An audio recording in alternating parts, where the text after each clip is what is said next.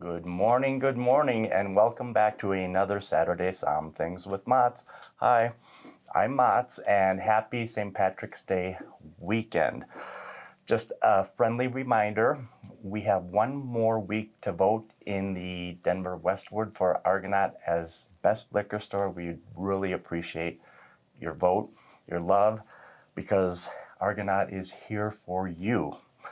And today from 3 until 4, I will be tasting wine at the wine desk. And as always, it's free. Just bring your ID because we are still celebrating Women in Wine Month. That's March.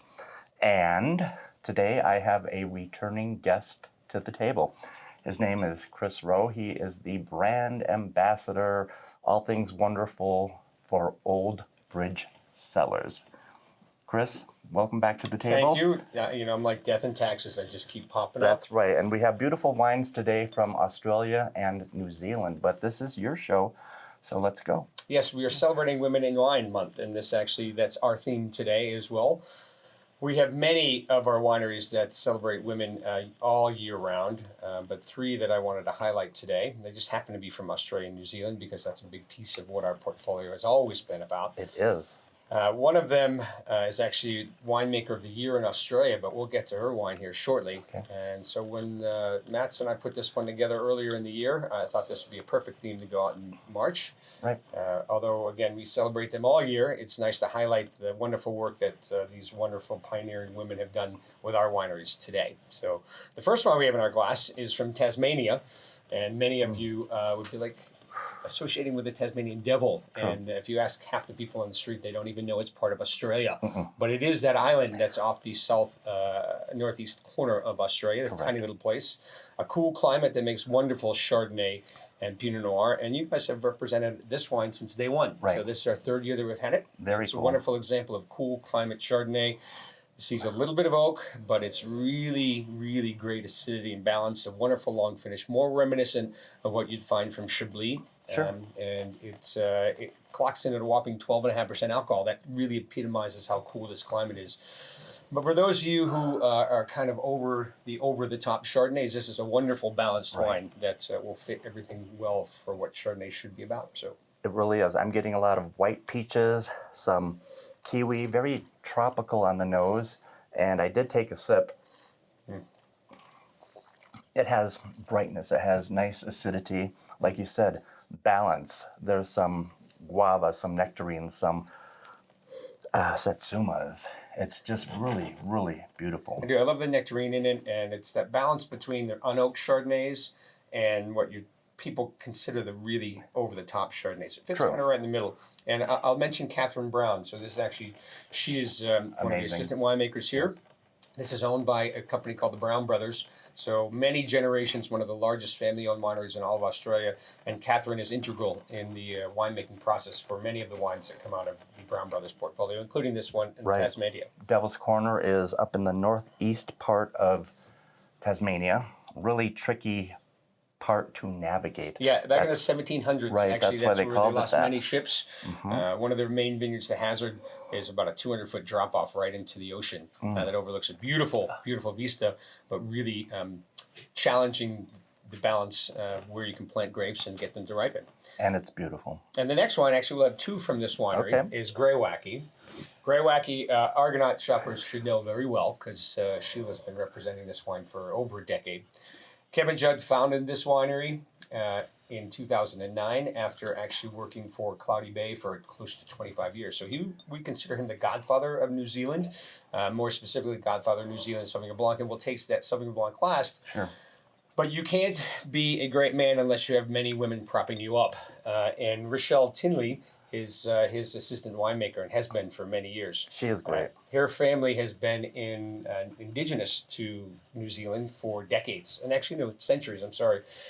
And she is very integral in putting together the blends and finalizing and finishing these wines here. What we're doing is the Pinot, and we're going to do the Sauvignon Blanc last because it's super aromatic and kind of overpowers some wines sometimes, so I love to focus that wine last. Grey Wacky, incidentally, is a geological term for the river rock, the bedrock that sustains a lot of the sandstone that comprises the base of the vineyards that Kevin really loves to work with. Now, this Pinot Noir, although New Zealand really known for Sauvignon Blanc, they make wonderful Pinot Noir. Sure. This also comes from Marlborough, which is in the northern tip of the southern island. Mm. This is from two of his favorite vineyards. It's the smallest production that he makes, about 1,500 to 2,000 cases we get in the United States every year. 18 months, about 20% new oak, but again, like Tasmania, a really cool growing region. Right. If you go all the way to the south of the southern island, it's the southernmost part of the world you can actually grow and produce great Sure. wine. And this kind of epitomizes that style as well. I'm getting a lot of bright cherry, some rhubarb, cassis. Lighter in style than I usually prefer, but it's still really, it delivers. It's a really beautiful, well-balanced Pinot that could probably hold up to a ribeye or grilled eggplant. Well, this wine's Definitely aged very well too. charcuterie. This is what you have Sure. is the 2020. So we're looking at a 4-year-old Pinot Noir, which is just starting to come on its own. Right, Wonderful right. balance. I love the finish to this wine. Very typical of New Zealand. Yes, it is very typical of New Zealand, and it's it's more reminiscent in style of what you'd find from Oregon in a lighter style. And I'll say one other thing about Kevin and this label in particular. So he's actually a world-class photographer. Okay.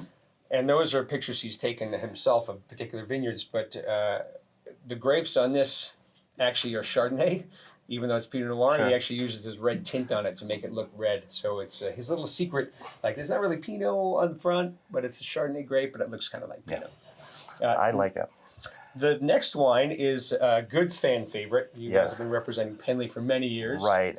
And we had the good fortune to have the former winemaker, Kim Tolley, visit us at Argonaut, and he retired in 2015. 2015, yeah. Kim Absolutely. retired in 2015, and that's when Kate Goodman took over. Yes, she did.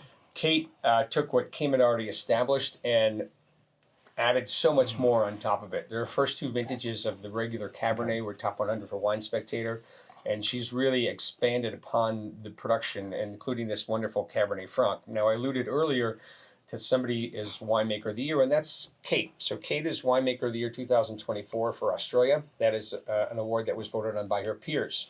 And so a very prestigious award, and we're quite proud of Kate for everything she's accomplished. Yes.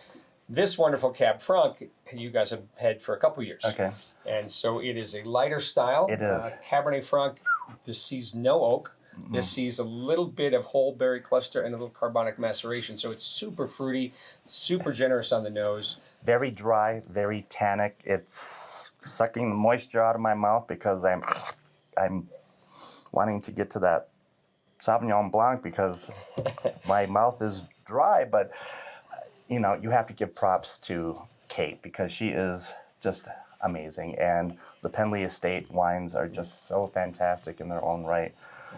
What else can be said about her and the wine? But moving on to wine number 4. To the last we one. have to. And I'll go one more thing with Kate. Is Okay. I've always carried the Phoenix. You guys have it on the shelf.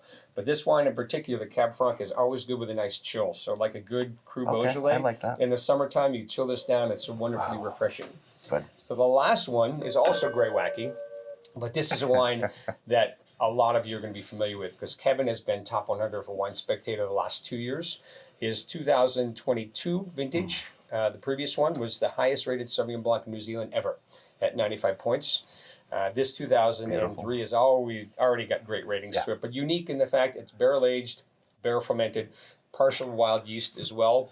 It's gorgeous. I'm getting a lot of pomelo, some hibiscus, definitely grapefruit, but not your morning glass of grapefruit juice. It's balanced, it's elegant, it has finesse, it's tasty. I like this. I do, I love it. And I love to show this last because it is such Right. a It's a big full-bodied wine. wine. Not only does it show that you can show this after red wines, and Right. it really fits in that Sure. well, but it's nice to let it sit on its own as well. And as always, Miss Sheila has these already on sale. So come on down to the Argonaut. And these are just so amazing. Perfect for St. Patrick's Day weekend. And speaking of which, we have a time-honored tradition at the Argonaut. After 5 years, we have the gentleman from Whiskey Wednesdays visiting us today, minus Josh, because bless his heart, he's in Mexico. But we still need to carry on. Okay? So, or New Orleans. Anyway, he's out of the store. But I now welcome the gentlemen from Whiskey Wednesdays to do their time-honored tradition. So come on down to the Argonaut, but wait for this. I'll step aside. Cheers to all our female winemakers as well. What a great lineup. And we're, thank you for allowing us to hop on here.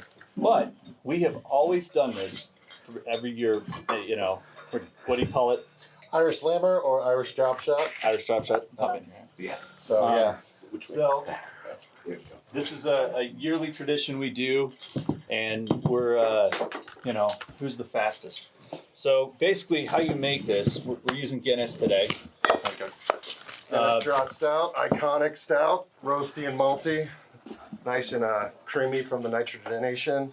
And then we'll also be using Tullamore Dew, Irish whiskey, and traditional Bailey's Irish whiskey or Irish cream as well to make the drop shot. So first off, we'll go ahead and pour the Irish whiskey in, half on all these guys, and then you guys can pour up the Guinness for us.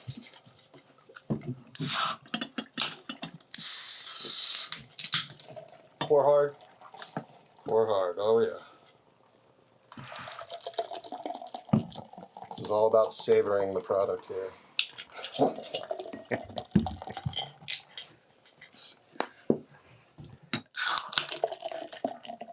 You guys are going full glass there. Wow. Yeah, we don't mess around. All right. No half measures here at the So you Argonaut. try to kind of pour it slowly, but I'm not doing very good to kind of keep it separated, but it'll still taste the same. It'll be delicious. Go. Oh, and Aaron runs our wine club too, because this is some Saturday drinking wine at 9. Please check it out on our website. It's a really great program. You can get, what do you want to talk about it a little bit? Sure, yeah. Mott's has mentioned it before. Thank you, Mott's. This is a program that me, Sheila, Mott's, other sommeliers here at the store, we taste through hundreds, if not thousands of wines, just like they do today. And we pick our favorites. It's available in 3 different tiers. You can pick your preferences. You can also pick how many bottles that you'd like to do. It's a reoccurring subscription, however, you can cancel at any time. Yep. We do have something special going on with this. Wine Spectator is having an event. We are giving out 2 tickets to that event for active subscribers. So please join up, sign in, enjoy the wine. Also, you'll enjoy the perks, like the Wine Spectator event that's coming up. There will also be some wine tastings hopefully coming up in the future where members will get discounted tickets and perks to that as well. But yeah, besides wine, I'm also little bit Irish, and this is I'm happy to be here. Yeah. Everybody's All right, well, Irish. let's do it. Loser has to dye all the kegs green. There you go. Already done. David already started today. Well, cheers. Cheers, guys. Cheers.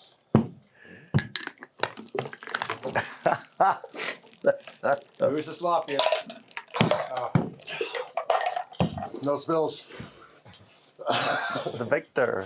Winners find a way. Yeah. That was Sorry a about mess. your office, Ron. That was messy, but good. I do want to note that I had the fullest glass, but I did make the biggest mess. Well, you're the winner this year, sir. You beat out Trevor, and I guess who was Josh? Yeah, Josh Corvo. Shout out Josh, last year's winner. I'm always second every year. So come on down. We got plenty of Guinness come on on down to sale. Argonaut and come check out these wines and everything else we do. And maybe Have a good weekend. Be safe out there. Thank you. Be Appreciate it. safe. Thanks, guys. Oh, you guys were funny. So